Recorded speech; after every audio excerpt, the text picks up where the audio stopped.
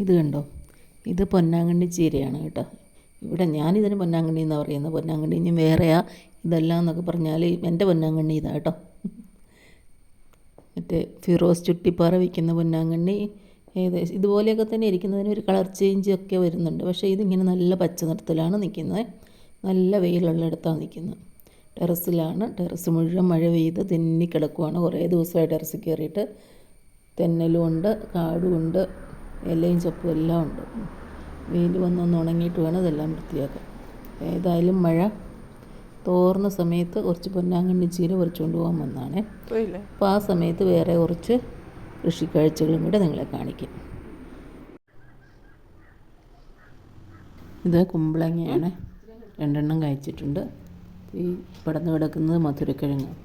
ഇത് കുമ്പളത്തിൻ്റെ കായോടുകൂടിയ പൂവ്. ഇത് കുറ്റിക്കുരുമുളക്.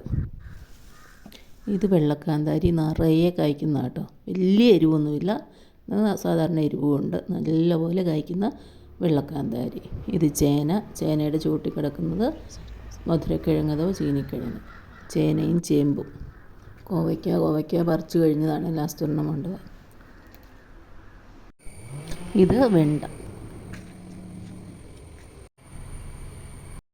ഇത് പേര. നിറയെ കായ്ച്ചത് മഴയത്ത് മുഴുവൻ പൊഴിഞ്ഞു പോയി. ഇപ്പം 5-6 എണ്ണം ഉണ്ട്. ഇത് കൂർക്ക.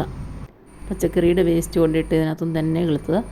എത്ര പറിച്ചാലും പിന്നെയും എല്ലാ വർഷവും വരും. താഴെ ഈ പൂവിൻ്റെ പേരെന്നാന്നറിയത്തില്ല കേട്ടോ. മന്ദാരമുണ്ട്, ബോഗെയിൻവില്ലയുണ്ട്. ഇത് സ്ട്രോബെറി പേരയാണ്. നിറയെ പൂത്തിട്ടുണ്ട്. മഴയാണെങ്കിൽ കായ്ക്കത്തില്ലേ. അതിലൊരു കുമ്പളവും ഉണ്ട്.